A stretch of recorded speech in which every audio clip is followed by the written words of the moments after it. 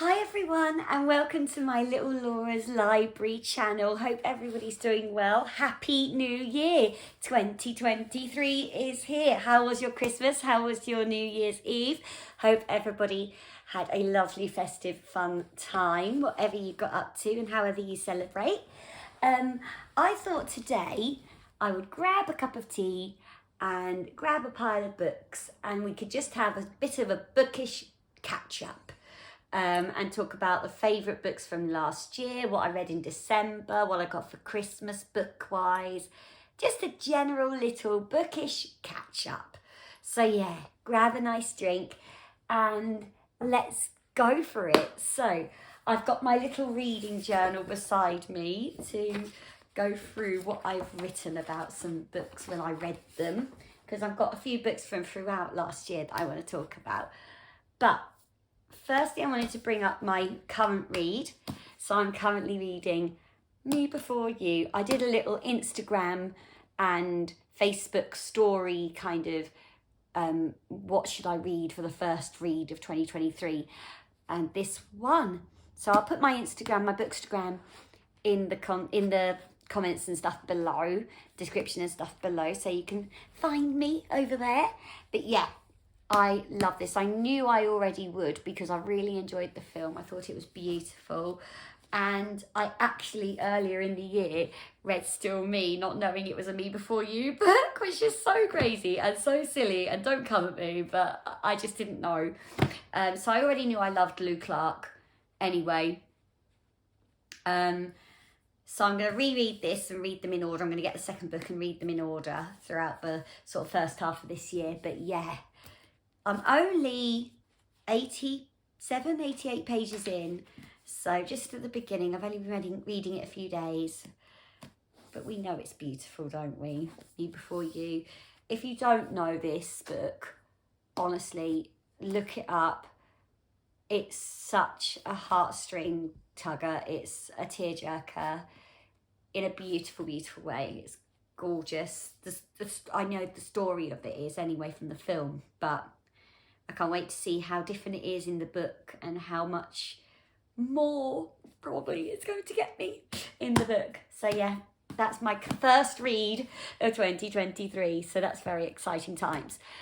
Let's talk about what I read in December. Now, I had a big old TBR that I knew I wouldn't get anywhere near all the way through, but I did read 3 books. So, well, I'm counting it as reading 3 books. I finished Run, Rose, Run, which I spoke about in my last video. It was brilliant. It was so cool. It kind of felt like where I'd left it last was just before the speed really picked up pace and you really started to get to the crux of the mystery. So I flew through the last bit when I picked it up again at the end of the month, last month. It's so good. I hear everybody saying what I said on my last video, that you read it in Dolly Parton's voice, you read it in her accent, and you read it in her tone of voice. It's so true. So if you're a Dolly fan and a fan of a thriller novel or a thriller story, you've got to give it a shot. It's fantastic. So yeah, that's Run, Rose, Run. That was a 5-star. I gave it 5 stars for me because I thought brilliant, absolutely brilliant. I then thought I'd have a Christmassy read, so I read this one, which I spoke about in my last video, Merrily Ever After, Kathy Bramley. Again, I didn't realise this was a follow-on, but you can completely read it standalone. You wouldn't realise until I saw it mentioned at the end about what other books she'd written, basically. That's the only way I knew. It follows the entire month of December, kind of diary style. At first I was struggling because there were some things happening in the storyline that were a bit close for comfort for some stuff that I've been through. But also it was just so heartwarming. It was really sweet. It's a bit Hallmarky and a bit cringe at points, but it was just what you wanted for like a really cute, cozy, hot chocolate Christmas read, Hallmark movie kind of vibe. read. So yeah, really enjoyed that. Probably give it between 3 and 4, maybe 3.75, something like that. Stars, I reckon. Yeah, really enjoyed that one. And I like Kathy Bramley's writing a lot. And then I did it. I read the second Bridgerton novel. This was an interesting one for me. I haven't watched the series on Netflix yet for this one, so I want to watch that and see how it compares to the book. Now I've read it. At first, I was getting so frustrated and a bit bored. And I was like, okay, another party. Okay, another party. Yeah, okay, another ball. Yeah, okay. Do you know what I mean? But once it got sort of just over halfway and the sort of twist happens, if you know, you know, then it was fascinating because you were getting more into them as characters, the main couple, into who they are as characters underneath the facade kind of thing, basically. And that, from there out, that was fab. So yeah, not my favourite, but yeah, pretty good, especially from about halfway out. So yeah, maybe a 3-star, I reckon, this one. Okay, so those are my December reads. Again, I didn't read anywhere near as much as I wanted to, but I did finish 1 and read 2, so happy with that. I wanted to talk about the books I got for Christmas because I got 3 books and I'm so happy. One, I just had to put this in here because my little girl, bless her heart, she's 7, and they had this thing at school where they could do some donations to the PTA and like choose a present for family members. So she wanted to do that. And she actually brought me a book and I was like, that is the cutest thing ever. So it's a children's book. It's called Timmy Failure, Now Look What You've Done. And it's, how cute is this? And it's literally the sort of level of reading that she's reading at the moment. And so it was basically, she wanted to pick a book that we could read together. So sweet. So me and my little girl are going to have some fun with this. It looks really quite funny. It's a little comedy, kids comedy. So yeah, I just thought that was the cutest thing. So yeah, I had to add that in, I had to include that. And then my hubby bought me 2 books off of my wish list. So happy. So I got Casey McQuiston, One Last Stop. I had heard so much about this book. It's kind of a cross between romance and mystery. There's like a time travel element. It's all set on the underground system in New York City. And yeah, it just sounds fascinating. So I can't wait to give that one a go. And then we know how much the Queen, Taylor Jenkins Reid, rules. I got a TJR book for Christmas. I got One True Loves. And to say I'm excited is an understatement. I've heard the sort of basic story about this, about how she goes through thinking she's lost her husband in a helicopter crash. And then a few years later, after she's moved on and found somebody new, he comes back. And it's this whole reconciling that story and what is she going to do. So I'm so excited because I know I love Taylor Jenkins Reid's writing. Yes, I can't speak today, but we know how much we love her writing. Can't wait. So that might be my next one after Me Before You. Might have to pick that up next. So yeah, those are what I got for Christmas. And then I thought I would just have a quick chat with you about some of my 5-star favourite reads from 2022. Such a good reading year. I actually read 22 books in 2022, which I thought was quite fun. And if you'd like to hear about each and every one of them, let me know in the comments and I can do that exact video, the 22 books I read in 2022. But for now, I've picked just a few absolute favourites. to talk about. So, yeah, one, talking about Taylor Jenkins Reid, the Queen. We're talking about Evelyn Hugo. What a book. Honestly, this kind of started this whole thing off for me. I'd heard so much about this book on Book Talk, on BookTube, on Instagram. Everyone was obviously talking about it. And I thought, I want to read it. I've got to read it. So I bought it. And I actually gave a copy to my best friend and bought it again. Because that's how good it is. Because I was like, I want a physical copy to keep, but you have to read this as well. Like, so I gave one to her. But we all know it's the story of Evelyn and her life in the spotlight in Hollywood in the 1950s and all the way through her career for the next sort of 3 decades after that, following her personal life as well as she recounts her life to a journalist who she's employed to write her like memoir. But it's not quite as simple as that. So yeah, you're hooked straight away. It's just amazing. So definitely, if you haven't already, because I'm imagining you probably have already, because it is that everywhere, it's got to be done. It's such a good book. It's potentially my favourite book. Yeah, it's up there within my favourite books that I've ever read. Yeah. And also up there in my favourite books that I've ever read. Again, same sort of thing happened. I saw this book everywhere online and thought to myself, okay, I've got to try it. Because it just sounds beautiful. Christina Lauren, Love and Other Words. Guys, if you know, you know. This book made me cry. It was stunning, absolutely stunning. You've got this beautiful second chance romance love story. And it's just beautiful. It really is.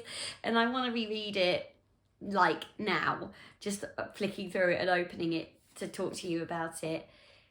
It's so just genuine and so warm, and the writing is just beautiful to the point where you know these people, you feel like they're your friends.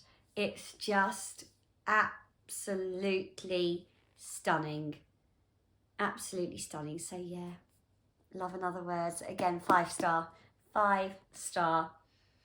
absolutely love that. One of my favourites. That is probably my favourite book, is like that and Evelyn Hugo, my favourite books. Now, I discovered 2 or 3 or 4 new authors this year that I've just really enjoyed books by. And I read 2 this year by this author, but I had to bring this one up in particular. Emily Henry, Book Lovers. I also read Beach Read. Loved Beach Read, but there was something about Book Lovers that just topped Beach Read. I haven't read People We Meet on Vacation yet, but I want to read it before Happy Place comes out. And I think Happy Place comes out in April. Might be April. So let me know if you know for sure, because I need to find out exactly when that's out, because I need to pre-order it. But this is the story of Charlie and Nora, and it's so beautiful. It's also the story of Nora and her sister, and they moved to this little small town for like a summer just to kind of get away and have some sister time. And Nora bumps into someone she knows through work, Charlie. As you know, if you know Emily Henry, they're very often books about bookish people. So these are 2 people in the literary sort of jobs, in literary jobs. So Charlie, I think, is an editor, and Nora, I think, is a literary agent. That's right. That is right. And it's their sort of enemies to lovers. Yeah, I'd call it enemies to lovers slash like rivalry to lovers. But there's so much more to it because it's Emily Henry. There's going to be so much more to it. It's such an amazing, amazing, amazing book. And you just feel like you just had the warmest hug.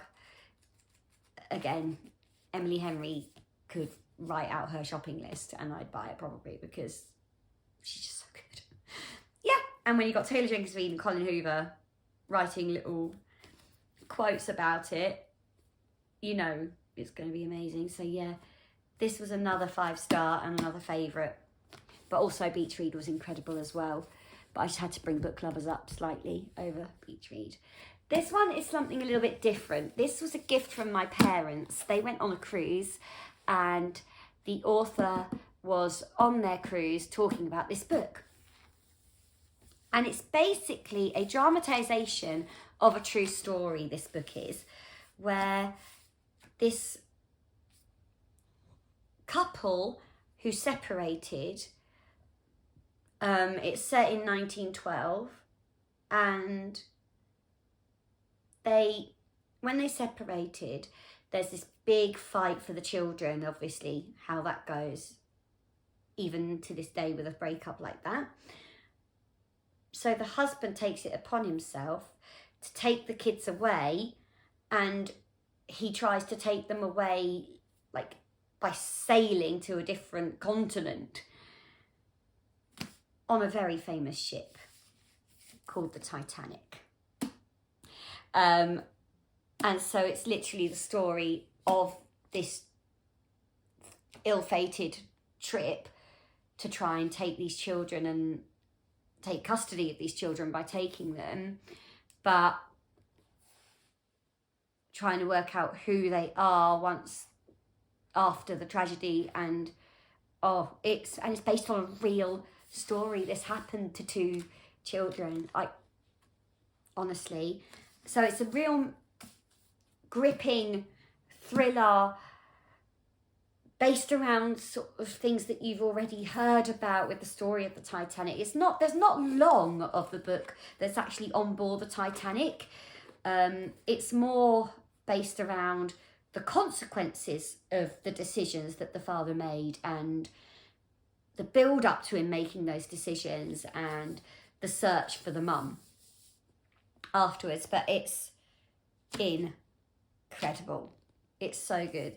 Celia Imrie, you might have heard of Celia Imrie just from her acting as well, but her writing in this was just incredible. So yeah, thank you to my mum and dad because I absolutely loved it. It was so good. Again, 5-star. That one, definitely. I had a lot of really cool 5-star reads this year. And the last 2 I'm going to talk about, I discovered Colleen Hoover this year and I read these. If you know, you know.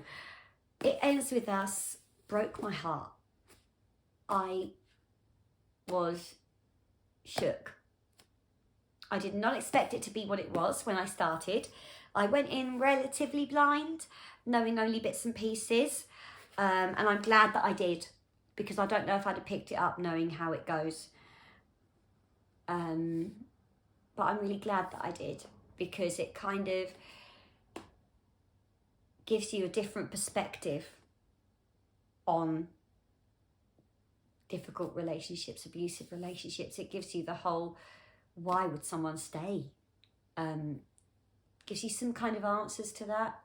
And the author's note at the end, if you know, you know. Read this book. It's beautiful. And this is the next book following on from it, and it's kind of like a far lighter read.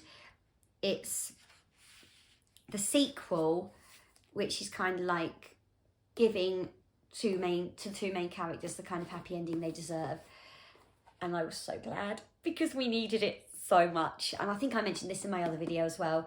But yeah, I just wanted to mention these 2 because they were both 5 stars as well for me. I think I give out 5 stars very easily, actually. But yeah, I loved these, and these have stuck with me. One thing I'm going to say though is, really, can't they have been the same? Like, why? But never mind. Never mind. If you are a Colleen Hoover reader, comment down below with what Colleen book I should try next. In my other video, I mentioned Reminders of Him, which I've got on my Kindle. So that's a possibility. But yeah, I had a great reading year, and I am so excited to keep the reading going in 2023. Let me know your reading goals. Let me know your just general 2023 goals and resolutions and plans. There is so much coming up for me this year. We're going to have a busy and good and fun year. That's the plan. So lots of reading, and we shall keep in touch about it all. So let me know what you're reading at the moment and what your sort of TBR for January is looking like.